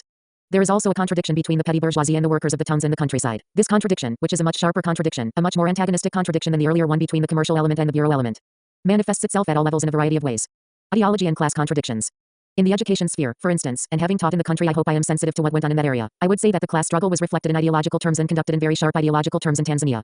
More so than in any other African countries with which I am familiar, with the possible exception of Ethiopia. There it was conducted in a rather different way, primarily by Ethiopian students as a part of a whole underground. In Tanzania it was conducted out in the open, inside the education institutions, particularly within the university. A young university which had been established like so many of the third world universities as just another factory being put into the third world by the metropolitan countries. It was established in 1961 as a typical institution of bourgeois learning and functioned in that way, in terms of its curricula, its staffing, its programs, its structure, and everything else in the mid-negative 1960s when it was formed. But because of the move towards socialism, even at the level of rhetoric since much of it wasn't put into practice, the move towards socialism itself had behind it the power of producing classes in Tanzania, and this could not be kept out of the development of the University of Dar es Salaam. Therefore, one found there a tremendous conflict taking place between bourgeois knowledge and scientific analysis, which derived from looking at the actual practice of the producer classes in Tanzania and in the world at large at this particular point in time. Some of the questions were of theory. They had to address themselves to the whole plethora of bourgeois knowledge and understand its methodology, its perceptions, to understand the struggle between idealism and materialism. I presume it would not be necessary for me to go into that kind of detail. Those of us who took part in this in one way or another related to the students and related to the population outside of the university, so that it was a genuine reflection of changes taking place in the society as a whole. There were, of course, broad debates about the organization of the university, about how one organizes academic disciplines, and so on. But there were also a number of debates that were very pertinent to the immediate policy choices of the Tanzanian government. The question of development, for example, was not evolved as an academic debate per se. It evolved from a perception of real choices in the policy sphere, what was to be done at the particular point in time in specific areas of economic, political and social development. It arose out of the formation of the solutions to the so-called problem of underdevelopment. People began to question the kinds of theoretical framework and paradigms that bolstered particular kinds of solutions. If the solutions proved to be false in practice, their theoretical justifications were exposed to much more critical analysis, and ultimately to an onslaught in that institution from which they have not recovered. So the debate was linked to the ongoing struggle within Tanzania. From time to time, students themselves would take the initiative. This was extremely useful because the students were not only students of the university but they were at the same time members of the TANU Youth League. Therefore, it was ensured that this was a struggle that was at all times relevant to the immediate needs of Tanzanians. That is one level. Within the university and within all other educational institutions, such as the secondary schools, the same kind of struggle went on to try to clarify theory and to recognize that the ideas which existed in that society were not simply free, floating ideas. They had historical roots. They had social class origins, and one had to pin down these social origins if some progress were to be made in clarifying these ideas. Economic policy and class contradictions. More immediate, and more critical, from a political viewpoint, were the contradictions taking place at the level of economic policy that were also partly tied up in some ways with the contradictions in the educational system. But major debates were also taking place on specific aspects of policy, for instance, tourism. There was a whole year at least in which the question of whether Tanzania should promote tourism or not was an issue of national importance that people were battling back and forth on this option. In some ways you may look at it and imagine, tourism, are you for it or are you against it? This is a free decision. We express a position, we analyze the situation, we subject the data to some scrutiny and we come up with a position for or against. But it is not as simple as that. When one looks carefully at the way in which the debate was conducted, who stood for the tourism option, who opposed it, one sees there were class roots in taking up a position for tourism or against it. Fanon, in his usual manner, remarked quite a long time ago in 1960-61, that tourism is a very important vehicle, a way in which the petty bourgeoisie organizes relaxation for the metropolitan bourgeoisie and uses that opportunity also to reinforce their class ties. It was very clear in Tanzania that, in spite of the protestations for socialism, this tremendous need to push tourism and to rationalize what after all, in purely economic terms, is one of the most meaningless so-called industries, was linked with the necessity, this perceived need on the part of the Tanzanian bourgeoisie to keep in touch with their metropolitan masters. In effect it wasn't particularly different from what was going on in Kenya. Kenya just did it openly and pursued their tourism in the name of capitalism. Tanzania was trying to do their tourism in the name of socialism. In fact, it is already in shambles, but the need was to rationalize this position, which was a class position, and the petty bourgeoisie conceptualized development along certain lines. They had a vision of what needed to be consumed, of what needed to be built, of the kinds of societies that derive from bourgeois metropolitan society. The hotels, the airports, the transit facilities, these were things which fitted the class perspective of the petty bourgeoisie in Tanzania. On the other side were members of the same class, naturally enough, engaged in a debate which required articulation in certain ways. Essentially this involved young Tanzanians who were of the same social class origins, but who were responding to different class loyalties and who were expressing different class loyalties. They were saying that our workers and our peasants are not concerned with those who want to come and watch the lions and gazelles and to watch the Maasai and so on, and call themselves tourists, that this will not do anything for the mass of our population. On the contrary, it will inhibit a development of serious economic options which could lead to real integrated development. It will introduce and reinforce cultural backwardness and cultural penetration and place our people continually in the position of servitors of Euro-America. This was an argument that was lost in the first instance by the anti-tourism elements. It was won by those who wanted to promote international tourism, but in the year that followed, tourism has been proved to be simply economically unprofitable, quite apart from everything else. It was pointed out that deploying such a large proportion of finances into this sector was bound to be disastrous, and it has already proved to be that way. A huge modern automated airport was built between Kilimanjaro and Arusha, where the game reserves are located only 10 minutes flight from Nairobi. This was completely unjustifiable in any terms, but it was claimed that an airport would enable more visitors to come to watch the animals. When the visitors did not come to watch the animals and this huge airport lay empty, the same petty bourgeoisie began to suggest that possibly they might do some market gardening around this airport. They might therefore export fresh vegetables and make some profit. The order of priority was not just due to lack of vision but due to a particular straitjacketing in which this class found itself. So they thought first of tourism, and only subsequently when the tourism was in shambles did they begin to think about production. Even then, of course, the production will have to be tied to the existing infrastructure, which is a meaningless infrastructure because it is pointless to engage in production simply for export to Europe. But that is another question. The same clash of views came out, not always as clearly as the tourism debate, with regards to questions concerning irrigation, choice of crops, and the general conduct of agricultural policy. The tourism debate was very sharply focused, and people took sides. It may not be clear with regard to other aspects of economic policy such as cash crops, general crop selection, and whether or not the country should engage in irrigation, and other questions. But looking at it even at least with hindsight, one can perceive that there was a tendency on the part of the petty bourgeoisie to treat agriculture mainly as an intensification of that which had gone before. There was no conception of a break. To take sisal or cotton as examples, when the prices declined the tendency was to imagine that one could grow more. Certainly for cotton and sisal specific areas had to be abandoned, because they were not profitable. There was no new conceptualization of breaking with the international division of labor in which they as a class had emerged. Consequently, we find today significant sectors of Africa are suffering from famine. In suffering from this famine, each one, depending upon their religious affiliations, will appeal to Allah or God or the ancestors of whoever it is, or the rain gods, who are supposedly responsible for there being no rain. So it becomes a mixture of natural phenomena and the solution is a metaphysical or religious intervention. Of course, famine is neither natural nor metaphysical. It is a social phenomenon. Drought and famine are not just natural. I don't know in what sense one can just describe them as natural, when the society has the capacity technically and organizationally to plan, first, to eliminate or at least reduce the incidence of drought and famine, and second, to reduce the consequences of drought and famine. So we see that these societies had continued their colonial policies of failing to deal with the critical question of food first, and being preoccupied with what they call foreign exchange. They have been growing coffee, cotton and sisal, and what have you. That must be put as part of the historical explanation of why the famine and drought are so widespread throughout Africa at the present time. It is a reflection of the incapacity of neocolonial societies to even feed themselves or to protect their populations from the vicissitudes that lie outside the immediate control of each individual, but do not lie outside the control of the society as a whole. If that society is geared towards resolving the problem. So these are aspects of bourgeois thought, of petty bourgeois policy, and the fact that they were pursued when there were at least some individuals in the society arguing to the contrary is an indication that they were pursued in spite of the contradictions or by way of contradictions. They were not simply steamrollered. It was not that the whole society was blissfully unaware of other alternatives. Alternatives were discussed and the petty bourgeoisie chose their own road, which in most cases have led to disaster. To conclude briefly on the point about the Tanzania economic policy, there still is an ongoing debate about factors such as economic advisors, about the questions of economic agreements. So-called managerial agreements by which nationalized or partially nationalized companies are placed in the hands of foreign management consultants. That debate about consultants and experts and advisors still goes on. In part it was attacked from a nationalist perspective. Some Tanzanians said, well, we need to nationalize or Africanize, so we can't have all these sensitive positions. But nationalization has not been enough. In fact, the nationalists themselves, the petty bourgeois nationalists, stopped short at a particular point, because of a lack of confidence in themselves. 2. Understand the petty bourgeoisie again. Go back to Fanon and look at the pitfalls of the national consciousness in the wretched of the earth. He captured that very well, the lack of confidence in a class that is an outgrowth of another historical experience that never controlled anything in its own right. It didn't control production. It didn't control property. It is derived from the colonial system. It hasn't the confidence to challenge that system fundamentally. It is culturally dependent as well as economically and politically dependent. Consequently, they find it very difficult to break with this conception of foreign advisors, foreign management, and so on, and having no confidence to break with these concepts, they therefore rationalize it by saying, well, McKinsey isn't really advising us how to be socialists. McKinsey is merely giving us the technological expertise. We will account for the political inputs. The capitalist firm comes in and goes through all our records, and the Harvard advisory team and all those various paraphernalia of bourgeois individuals still trample around in and out of Dar es Salaam in the countryside. This is rationalized by saying, we are taking from them a technical expertise and this is all. We will account for the political inputs. One of the most fundamental bourgeois fallacies is that you can separate technology from ideology, that you can separate the mechanics of a process from the fundamental direction in which you are going, from the class content of the kinds of advice that you get about organizational structures. And so on. Production of class contradictions. For Tanzania, outside the economic sphere, the most decisive contradictions, the ones on which the real earthy manifestations of the class struggle are based, have come directly out of production, either in the countryside or in the towns.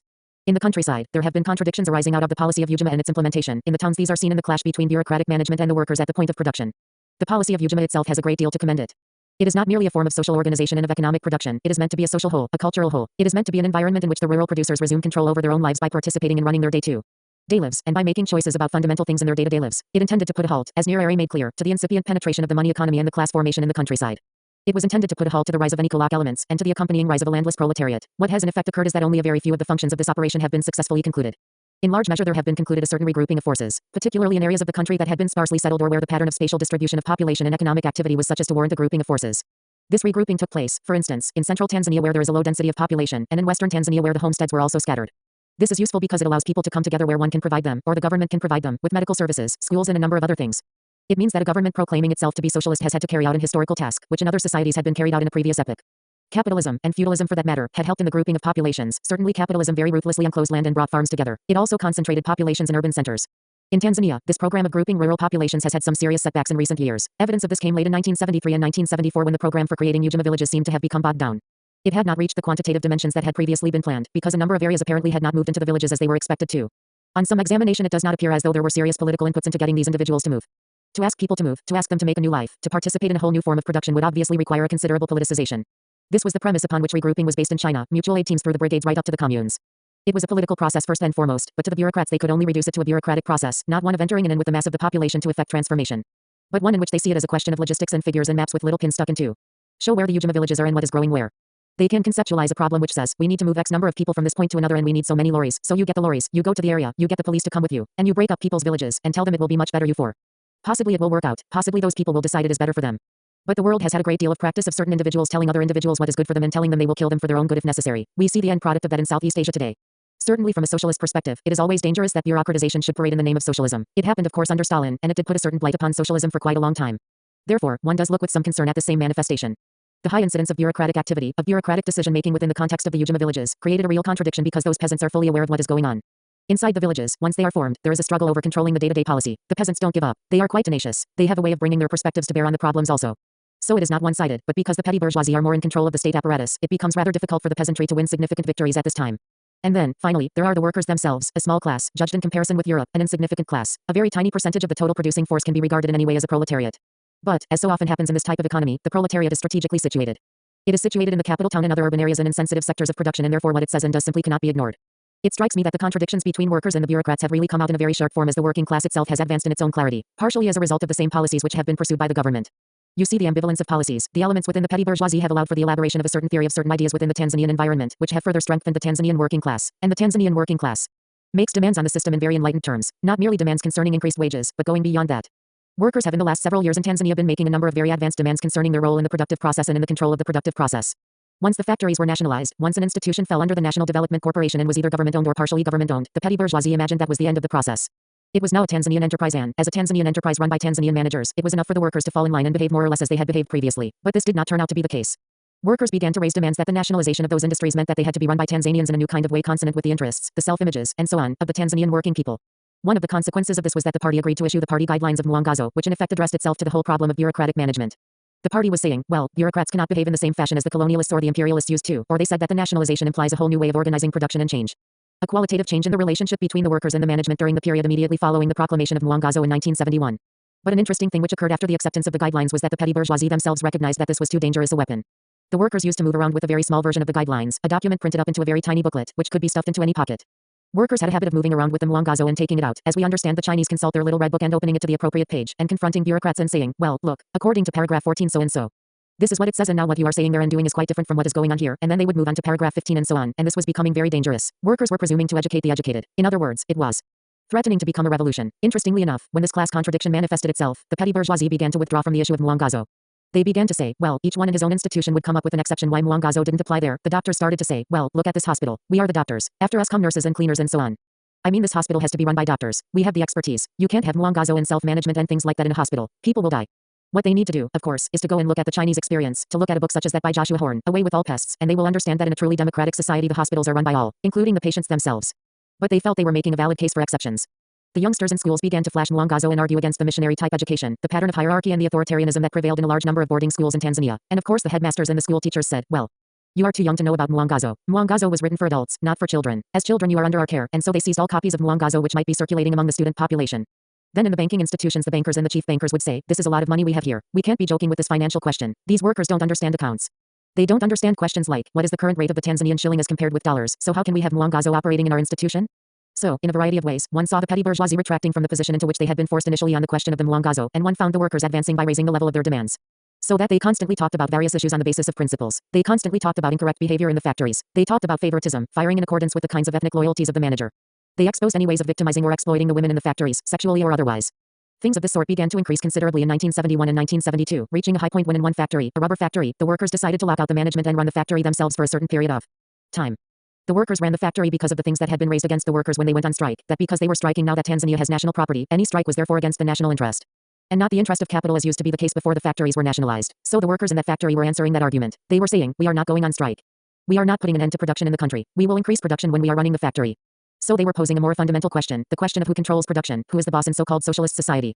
But for the time being, of course, the petty bourgeoisie is still essentially in control of the state, and it could not allow the working class to exercise this type of initiative, so those workers had to be rounded up and scattered. Conclusion. Many times when I speak about Tanzania, I find that I fall into the difficulty of trying to justify it against reactionaries and to clarify the realities against those who are romanticizing such realities. Each one is a different kind of operation. There are enemies of Tanzania who do not like the socialist content, so for them whatever is going on wherever it fails, that is so much the better. Against such an assault one has to be careful to be critical of the reality and the transition, but to be critical of it from the viewpoint of its failure to live up to certain types of expectations. And the fact that the contradictions have not yet resulted in the positive benefits for the working masses. And then, on the other hand, when one is talking with the romanticizers, those people who essentially have a sympathy with what is going on in Tanzania, but have not been exposed to it in day-to-day reality, then it is necessary to understand or to point out that social contradictions do not cease because a government issued a document. The Arusha Declaration is very nice. Another document is issued which says that socialism is for self-realization or education for self-reliance and Mwangazo. All these are very positive, certainly better. The neighboring territories like Kenya and Uganda which either have no document or have some policy statements that are really absurd, but that is not an answer to reality or a substitute for reality. The position was a position in part won by progressive elements and by the pressure of the workers and the peasants, but it can only be worked out in practice depending upon the balance of class forces. And at the present time, the petty bourgeoisie, although small in number, is in control of the state. It is reproducing itself. It still retains certain kinds of links with the international monopoly capitalist world. It would be difficult at this time to make a prognosis about the immediate resolution of the contradictions outlined above, whether progressive tendencies or more reactionary tendencies will win out. I have a certain confidence, perhaps a confidence tinged with hope, that the trend will in fact lead, even in the short run, towards the resolution of these contradictions in favor of the progressive elements among the working peoples. Clearly, I cannot be quite certain, but that is not as important as the long run trends. Over the long run, there is no doubt about it. I think that the masses of the population are being brought into a politics of participation and that they have in these first 5 years, starting in 1970. Entered into struggles in a way that is much more meaningful than for most other neocolonial African territories. Therefore, whatever happens in the short run, one can see the towns serving their best interests in terms of the access to power, because these historical changes will not take place by themselves. History is, of course, made by people. Marx and his followers clearly understood this. There is a tendency on the part of bourgeois detractors to suggest that somehow a Marxist formulation is talking about things and about abstractions and reification, whereas in fact we are talking about people in society. And certainly history is made by people depending upon their particular level of consciousness. In this sense, the contradictions are sharpening the consciousness of the MOSTEXPLOITEDANDOPPRESSEDCLASS hatening their consciousness, and this must be in the long run a very positive fact.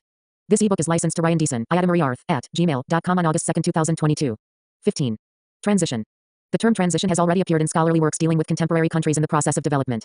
It has been attributed precise, although sometimes conflicting, meanings within this growing body of scholarship, concerning both the concept of collateral ideas such as the transfer of technology, the economics of transition, the dynamics of cultural change and the state's own role in development.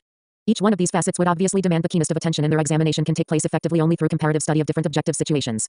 The present analysis sets itself a more modest task, namely to explore the parameters of the concept of transition as it might plausibly appear from a general perspective. Transition and development are already part of the popular vocabulary.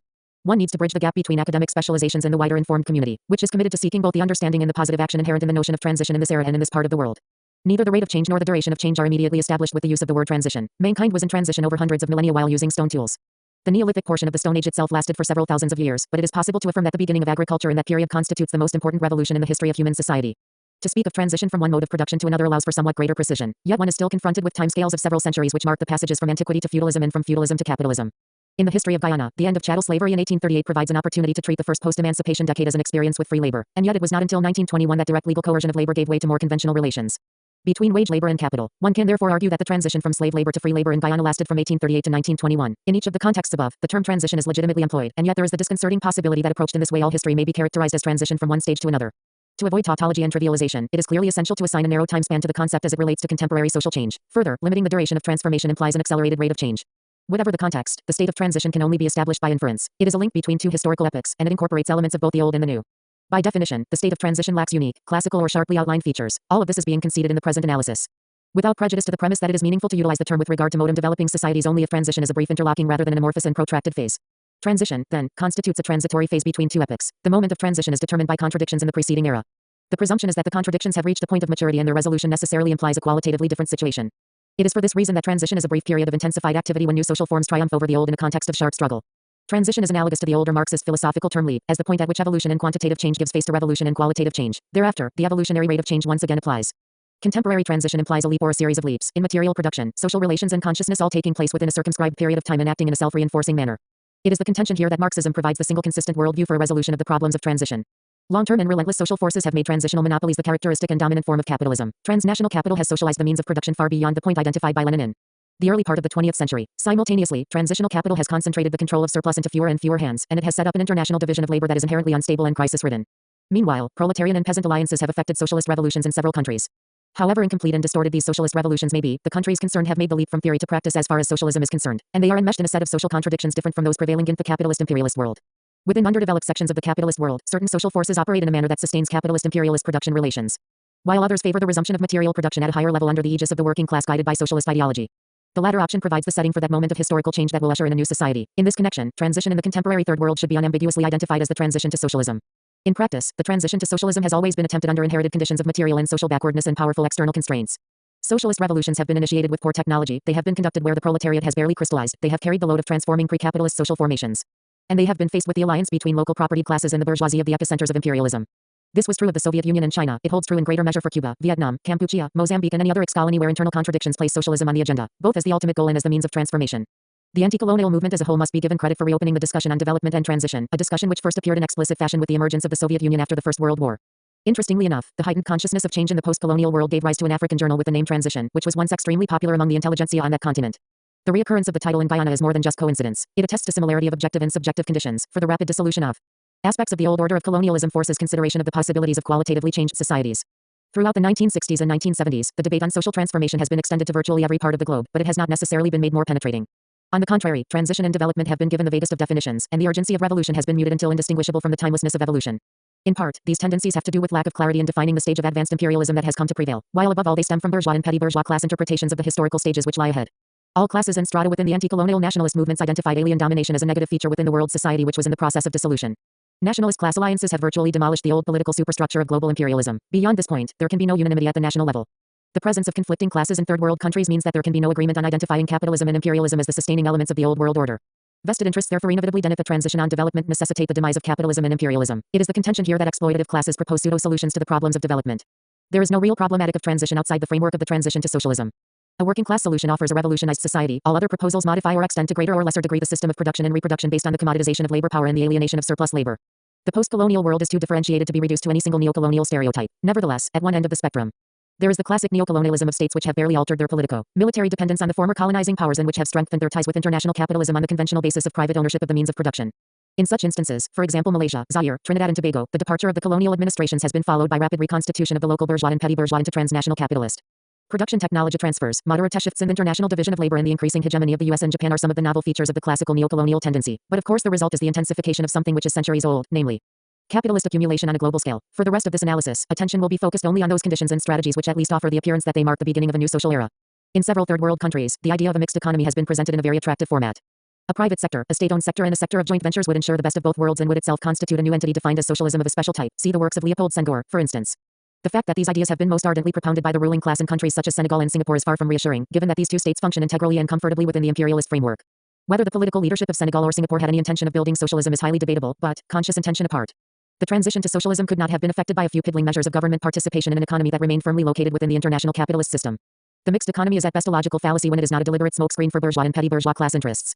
Transition must necessarily have mixed features of capitalist relics and embryonic socialism, but the latter would exist in a position of dominance. Transformation would therefore involve the inexorable displacement of the last legacies of capitalism. A number of third world countries have declared themselves adherents or discoverers of one species of socialism or another. Where there is a verbal commitment to the transition to socialism, it requires greater scrupulousness to see whether what is proposed is indeed transition. Tanzania's Ujima socialism is one of the more revealing experiences. The Socialist Arusha Declaration was announced some 12 years ago, in 1967. The implementation has been carried out by a government which commands respect in the third world, and a significant body of literature has accumulated on Ujima socialism. One of the most recent and carefully documented studies of the Ujima village collectives in Tanzania casts serious doubt on whether the process of socialist transition has yet been initiated within the countryside. The principal reasons for this adverse judgment are as follows. The low level of production and productivity of the agricultural cooperatives, the stagnation and regression of the cooperative sector in attracting labor, the failure of the co-ops to provide a basis for improved agricultural technology, and the bureaucratization rather than democratization of decision-making in the villages. The researchers Mapalou and Philipson located the fundamental problem not within the villages themselves but in the political framework, which is not firmly based on those classes with the greatest objective interest in transformation, that is, the peasantry and working class. The questions of productive forces, social organization, ideology, state and class were all touched upon in an attempt to explain why socialist development transition had failed to get underway in the Tanzanian instance. The premises of the assessment were made explicit. Since the development of the productive forces specifically includes the development of the general abilities of the producers themselves, cooperation should enable progressive ideas to take root more firmly in all aspects of peasant life. And through cooperative self-management and decision-making, give the direct producers more control over the state apparatus at the local level, thus enhancing their participation in running the economy at a national level. Cooperation takes on its class characteristics from the general strategy of development in which it is inserted, which is in turn an expression of the interests of the ruling class in each particular social formation. The low level of production and the rate of progress in rural Tanzania cannot be explained outside an analysis of the existing social structure and of the manner in which the economy is linked to the international capitalist economy. Hence the fact that this particular policy has not proved to be a substantial basis upon which improvement in rural production could be generated arises from the failure of the policy to address itself to the fundamental problems of social structure and economic integration. In essence, therefore, the issue is really political, to be able to sufficiently mobilize and organize the masses in a manner which would extricate the economy from its domination and exploitation by international capitalism. Requires a class base and an ideological perspective which hardly a single African government can be credited with at present. The cogent formulation above allows us to advance the understanding of transition, with particular reference to its political facets. The necessity for social change in the third world arises out of a conjuncture of contradictions in the system of capitalist imperialist production. But the appreciation of this necessity and its historical implementation requires the political organization of those social classes with an objective interest in the overthrow of capitalism and the creation of a society freed from the exploitation of labor. The leap from evolution within capitalism to evolution within socialism is no mere spontaneous process. It involves changing global self-consciousness, building working class organization and self-discipline, and above all the revolutionizing of the state and hence the character of all subsequent social and political intervention. The struggle for national independence often nurtured euphoric hopes that in the post-independence period national development would virtually take care of itself. Seek ye first the political kingdom and all things else will be added thereunto was a famous dictum of Kwame Nkrumah's. It presupposed that the contradictions which undermined colonialism, and which therefore forced imperialism to alter its political form, would also force an alteration of its social, cultural and economic substance. However, imperialism has proved itself far more powerful and resilient in the periphery than had been suggested in interpretations of moribund capitalism. The local petty bourgeois, comprador classes became more and more marginalized after independence. Such a context was hardly propitious for initiating transition, and the third world states aimed at modifying the international division of labor so as to promote the indigenous bourgeoisie. An examination of the development plans of the great majority of independent African and Caribbean states discloses almost identical provisions for nurturing domestic private capital, and the growth of indigenous capital has been registered in all third world countries.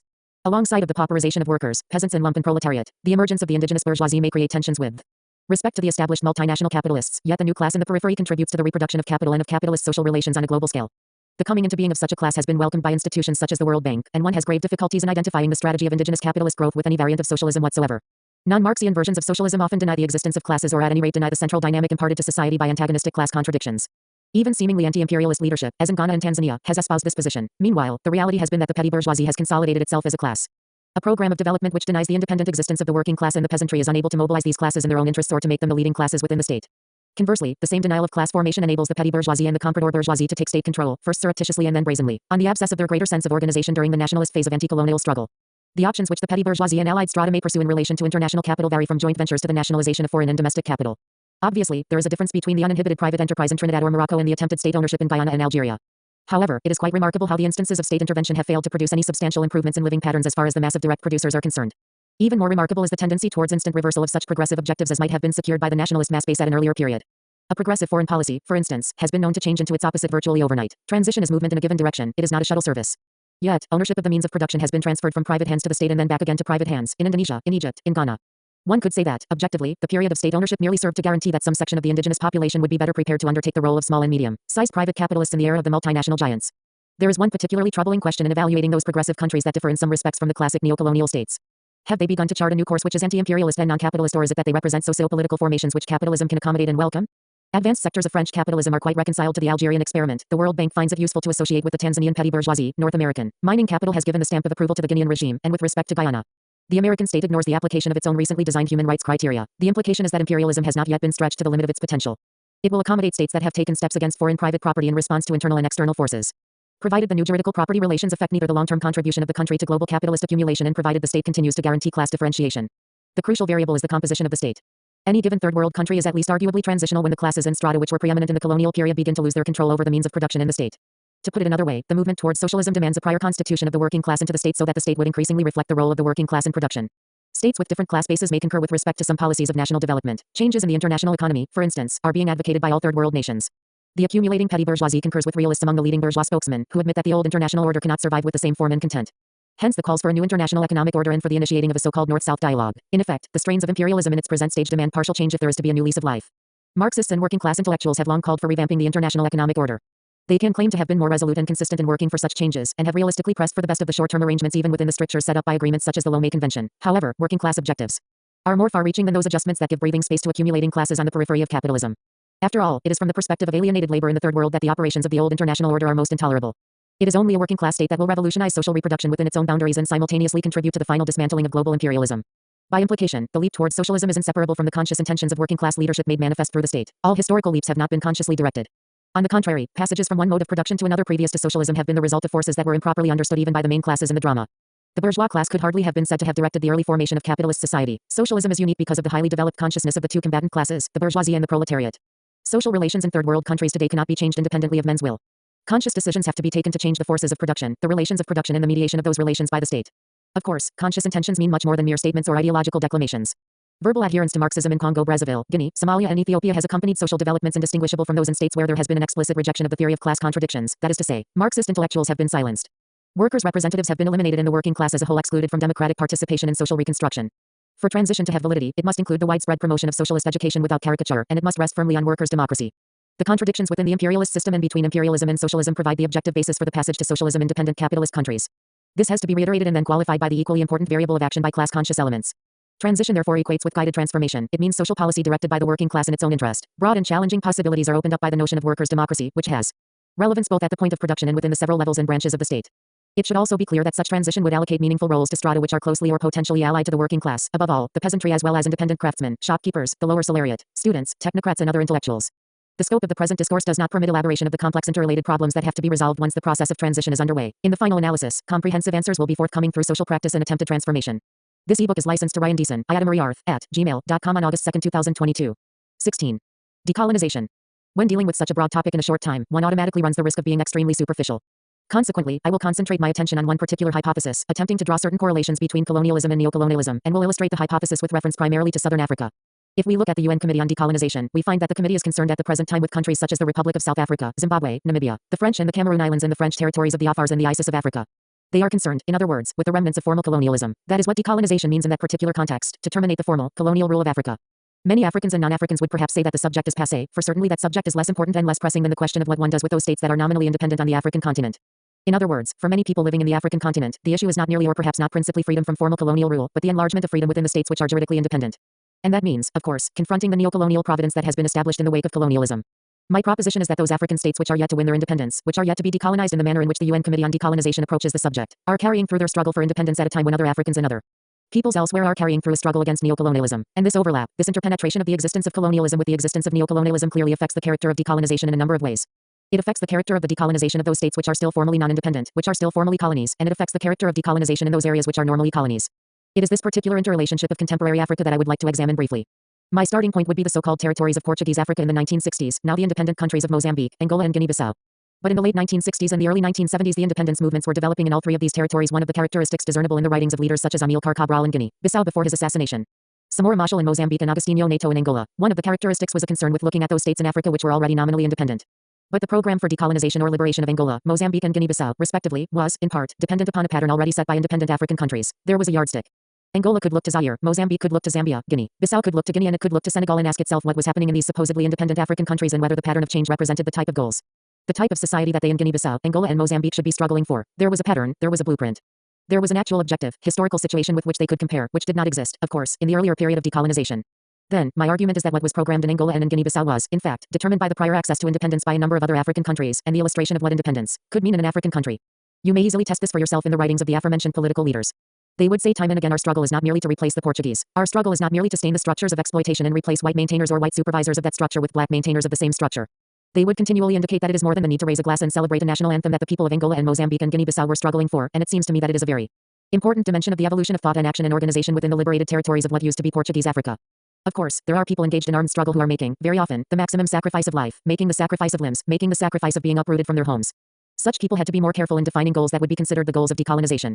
In a previous era, it was permissible and understandable that people merely said we are struggling for independence, which means freedom from the white man's rule. It was permissible, but at a later stage, when this freedom was supposedly achieved in a number of African countries, then the material conditions of life did not radically alter, and then the cultural conditions were not radically transformed. And then the social structure, the political structure was merely transformed only insofar as it allowed a new possessing class to take control. Then, people in other parts of Africa began to wonder whether this was the kind of state and society for which they were making these tremendous sacrifices, and by and large their answer was no. No one in Angola and Mozambique and Guinea-Bissau could be mobilized to sustain that tremendous people's war on the basis of simply saying we want to be like the other African states which have gained their independence. And the deepening of the appreciation that undoubtedly took place in Portuguese Africa was in part dictated by the logic of the armed struggle, but it was also partially influenced by what decolonization supposedly meant in these other parts of Africa. I believe in Zimbabwe the situation is bound to be the same thing, that if for the sake of argument in 1964 when Smith unilaterally declared independence on behalf of the white settlers of Rhodesia, if, at that date, the British had the power and will to organize the transition and the handover to black rule, they would have given the government over to ZANU and ZAPU. They would have given the government over to the masses in Matabeleland and Harare. And the pattern which would have emerged in Zimbabwe from 1964 until now could not have been radically different from the pattern that has evolved in Zambia from independence, until the present date because the leadership is from the same social structure. The leadership did not indicate that it had any other ideological presence other than that which others had in Zambia, and the vast majority of the population, the peasantry, the workers, the transient workers and permanent workers in the farms and mines, were not yet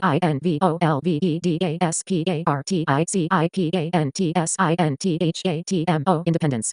And therefore, to my mind, in 1964 a transition to independence which we may call decolonization would have meant something radically different from what decolonization means today in the era of neocolonialism.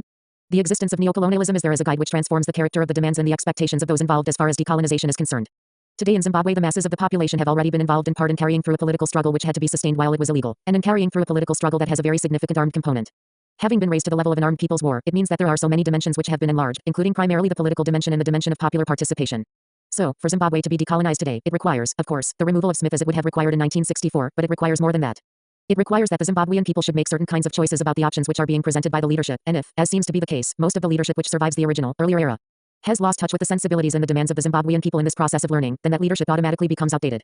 And there will have to be new leadership, new structures, new demands which reflect the contemporary period. So this is the change that is being wrought, in part, by the interpretation of the stages of colonialism and neocolonialism. More than that, to the peoples of Zimbabwe we can add Namibia and the Republic of South Africa, who are all colonized in the old, traditional sense, and are also in a position to witness certain changes taking place on the African continent which indicate that, after all, the political rule characteristic of colonialism was only one facet, and at that, a rather superficial element within the pattern of imperialism, and that colonial rule as a political phenomenon was, of course, reflective of much deeper forces of penetration into the African continent, forces which actually intervened in transforming the mode of production within Africa and in transforming the social relations within Africa, forces which went beyond the mere political boundaries as established by the British, the French, the Belgians, Italians, and so on. And today I believe these forces can be seen more clearly because the facade of political rule has been removed in many territories, and the reality of economic exploitation exposed for all to see. One can see, for example, that not only with the end of colonialism has there been a clear rise of the forces such as the multinational corporations acting now as the new links, as the new forms for guaranteeing the export of surplus, but one can see that there has always been an underlying economic partition and a continuing economic repartition which has gone on during the colonial period and is even more marked today. And this again, I believe, gives some new dimensions to what decolonization must mean because decolonization in the early epoch meant dealing with the political power which had formal control over one's political system. The British at Westminster controlled the territory, then decolonization meant going to the British and demanding that such political rule be withdrawn. But decolonization today means going to these economic command centers of the capitalist world system and recognizing that one has to break the particular character of the connections that exist with those command centers, and therefore enter the United States of America.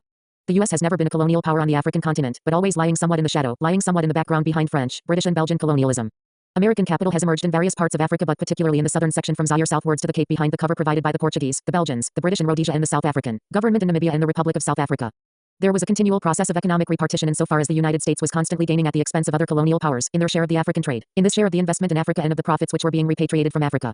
This process was highlighted by the development of the Anglo-American Corporation in the interwar years and in the full galaxy of multinational corporations in the post-war years. The United States has clearly come in a crooked position where it is now hegemonic within this economic partition of southern Africa. It has quite clearly taken over from the Portuguese.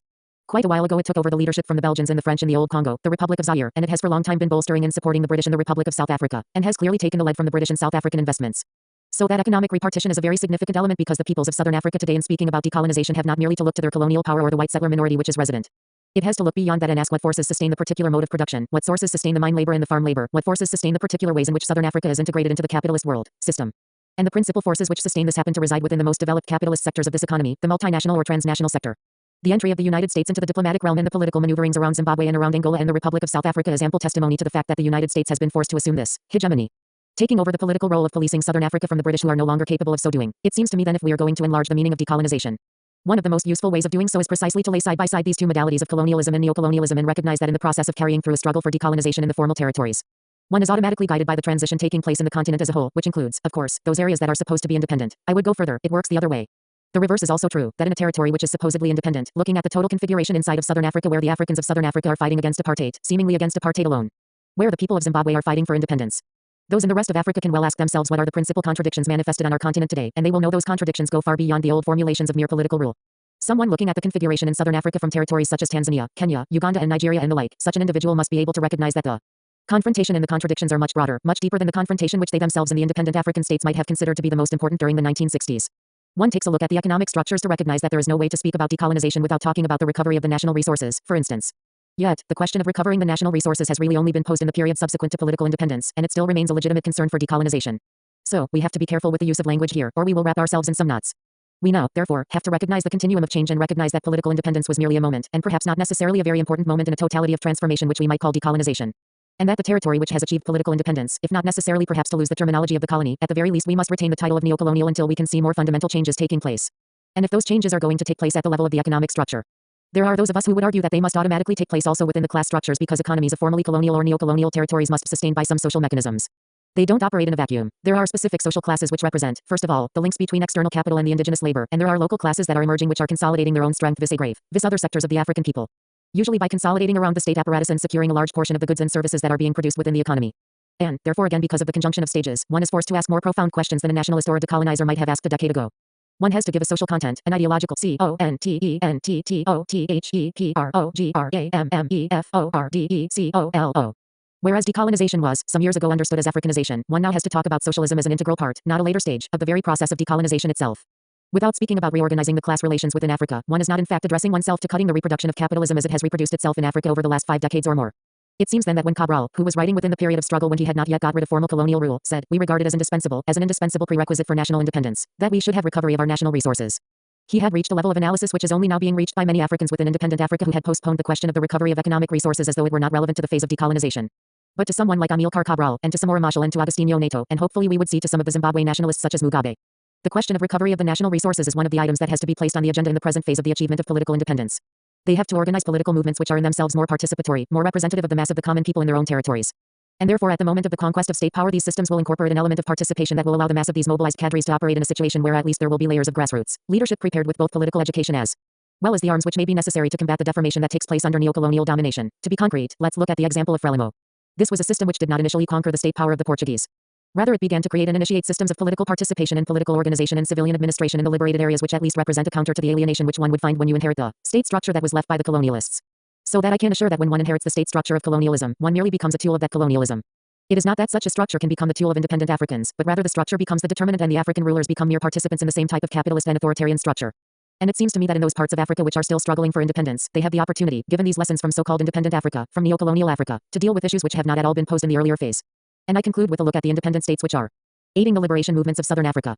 One rough yardstick that indicates the level or extent to which an African state has been decolonized in any profound way is the extent to which that African state is capable of entering into meaningful relations with the liberation movements.